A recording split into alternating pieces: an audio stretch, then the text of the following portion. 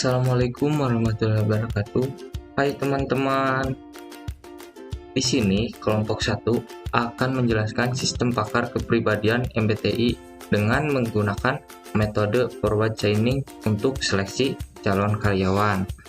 Nah, di mana kelompok 1 ini diketuai oleh Jamil Ulumuddin, anggotanya Dimas Muhammad Fauzi Nasir, kemudian saya sendiri Sofyan Tijani dan Gusti Mubarok. Untuk ringkasan dari penelitian tersebut, di sini proses seleksi karyawan yaitu salah satu aspek yang krusial dalam mengelola sumber daya manusia di perusahaan. Dalam proses seleksi karyawan, terdapat berbagai metode yang dapat digunakan untuk mengukur kemampuan dan kualifikasi calon karyawan, seperti tes kognitif, tes psikologi, wawancara, referensi, dan tes kepribadian calon karyawan.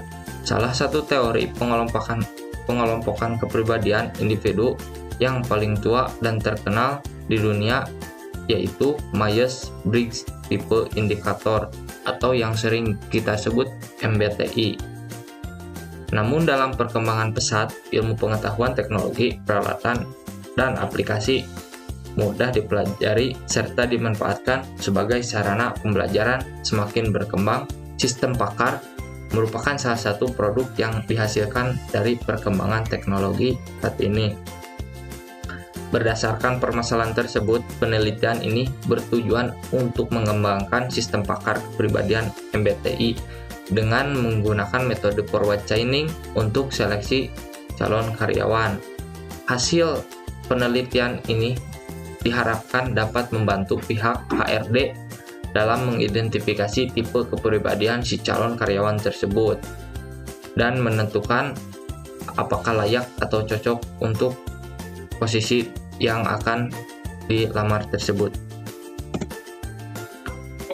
Selanjutnya, di latar belakang proses seleksi calon karyawan memegang peranan penting.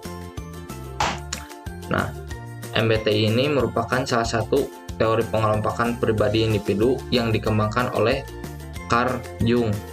Namun, perkembangan pesat dalam ilmu pengetahuan dan teknologi menghasilkan peralatan aplikasi yang mudah dipelajari. Contoh produk yang dihasilkan yaitu sistem pakar yang udah tadi saya sebutkan di ringkasan.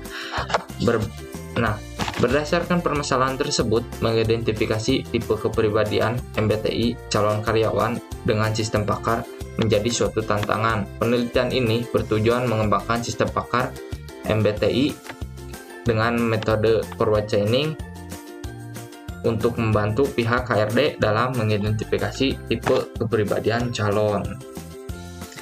Baik, perkenalkan nama saya Husni Mubarok, NPM 2006045, dan saya akan melanjutkan presentasi dari saudara Sofyan Tijani.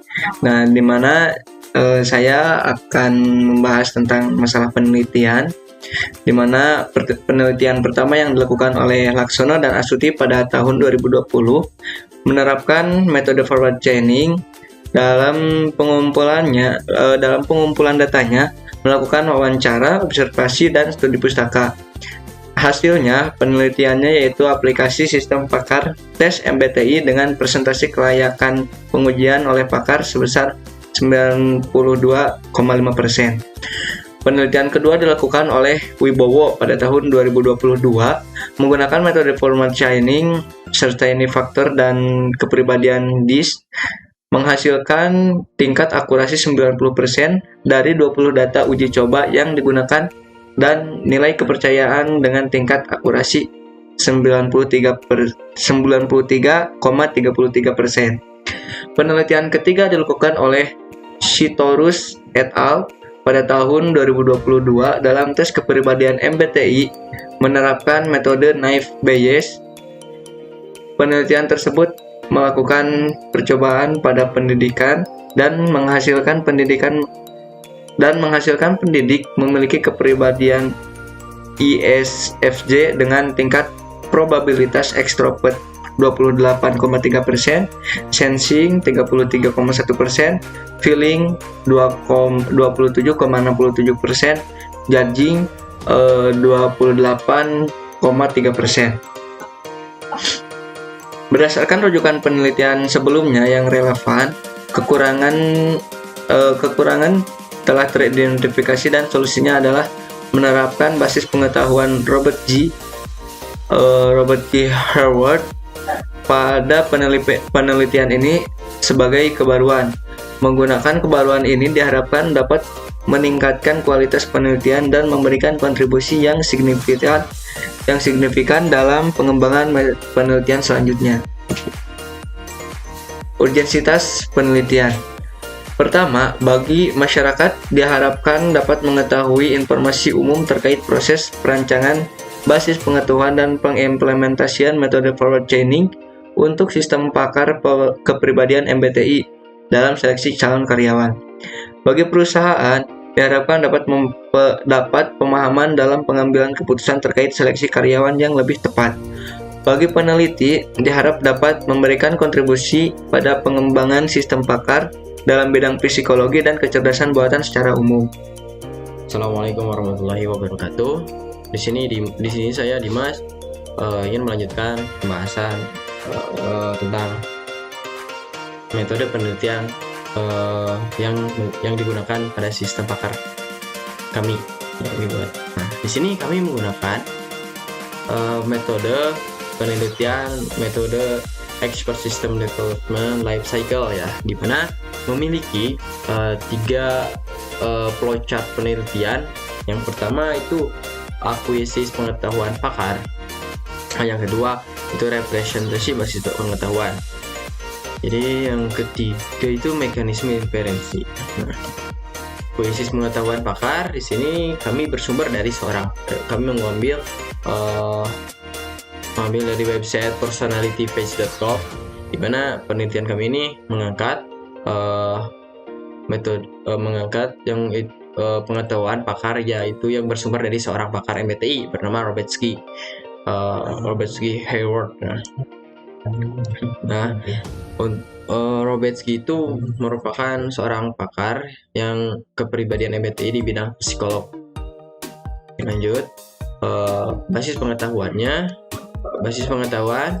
Nah, di sini basis pengetahuan pada penelitian ini, basis pengetahuan ini memiliki jumlah pertanyaan sebanyak 70 dan jawaban pada pertanyaan bersifat opsional, di mana yang akan dipilih itu sebanyak 2 opsi. Nah, di sini ada beberapa sampel pertanyaan bisa dilihat. Nah, untuk kode soalnya di sini menggunakan P1, inisialnya kami misalkan, dan pertanyaannya seperti ini, bisa dilihat. Oke, basis pengetahuan untuk menguji kepribadian seseorang ini extrovert atau introvert. Nah, dari pertanyaan sebelumnya yang tadi yang 70 itu ada beberapa kode soal yang dipilih, apakah itu untuk menguji kepribadian ekstrovert atau introvert. Nah, apabila dari pada soal tersebut memilih jawaban yang paling banyak seperti A1, nah ini kode jawab ekstrovert A1 ya. Nah, seperti itu, dan kode soalnya seperti ini. Nah, apabila lebih banyak maka seorang itu memiliki kepribadian ekstrovert. Nah, seperti itu. Sebaliknya juga, apabila menjawab pertanyaan sesuai dengan kode jawab pada kode soal yang telah ditentukan, maka ini seorang itu memiliki introvert. Nah, seperti itu. Nah, juga kami menguji kepribadian sensori dan intuitif, sama halnya seperti yang tadi. Untuk sensori dan intuitif memiliki kode soal yang sama dan jawaban 2 opsi yang berbeda.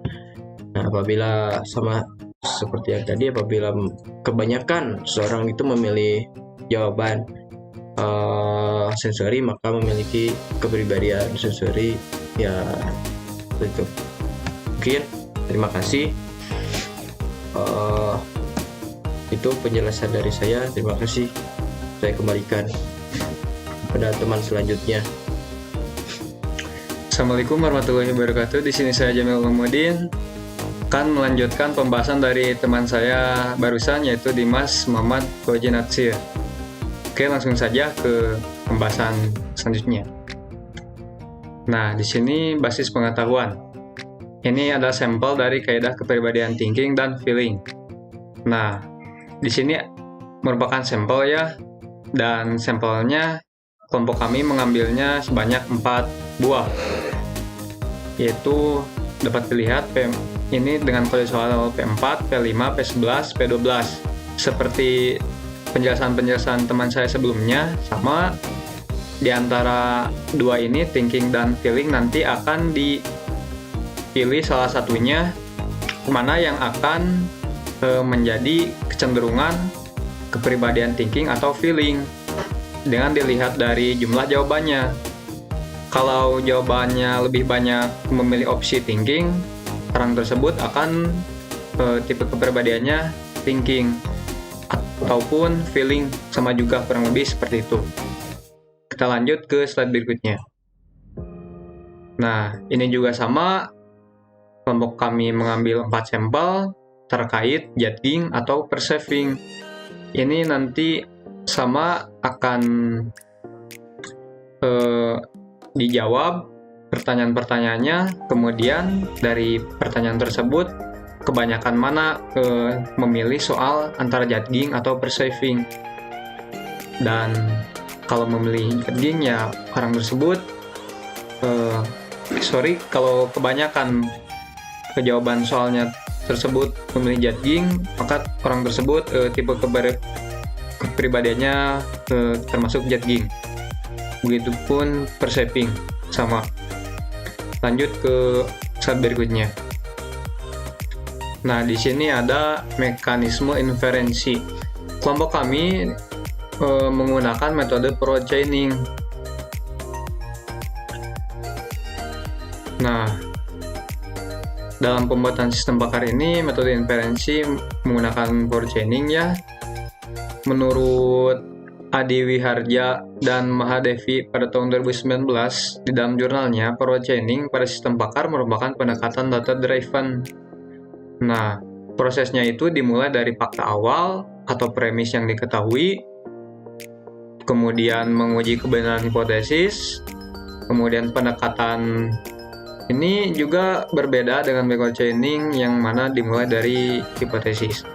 Forward chaining akan membantu sistem bakar menemukan jalur inferensi tepat mencapai kesimpulan secara efisien. Ini poin keputusannya dapat dilihat. Di sini ada pembagian extrovert atau introvert. Di sini juga ada sensori atau intuitif. Nanti kalau di sini orang tersebut kebanyakan extrovert, maka lanjut ke sini dicek kebanyakan sensori atau intuitif seperti itu, dicek lagi, ini pilih salah satunya sehingga menghasilkan kesimpulannya di bawah sini, yaitu seperti ini: STJ, STP, SFJ, SFV, dan seterusnya. Itu kurang lebih seperti itu untuk poin keputusannya. Kita lanjut ke slide berikutnya. Nah, di sini ada mekanisme inferensi yang tabel keputusannya. Nah, di sini dapat dilihat ini rule-nya, if I kurang dari E atau extrovert lebih besar dari introvert, maka tipe kepribadiannya extrovert. Terus jika S lebih besar dari N, sensori lebih besar daripada intuitif, maka orang tersebut sensori pribadiannya. Kemudian sama ini, T lebih besar dari F, J lebih besar dari P, sehingga menghasilkan seperti ini di sini. Tadi extrovert lebih besar dari introvert, jadi orang tersebut extrovert. Kemudian S sensori lebih besar dari N, maka di sini disebut S. Kemudian T lebih besar dari F, sama di sini karena lebih besar dari T, di sini disebut T. Kemudian J lebih besar dari P atau judging lebih besar dari perceiving, maka judging dimasukkan ke tipe kepribadian ini. Jadi dapat disimpulkan Tipe kepribadian yang pertama itu ESTJ, extrovert, sensory, thinking, dan judging. Dan untuk ke bawahnya juga sama, dan ini merupakan tipe kepribadian atau hasil akhir yang mana totalnya itu berjumlah 16 tipe kepribadian. Kurang lebih seperti itu untuk tabel keputusan dari ini ke tipe kepribadiannya. Nah, sekian yang bisa saya jelaskan. Mohon maaf bila ada kesalahan. Assalamualaikum warahmatullahi wabarakatuh.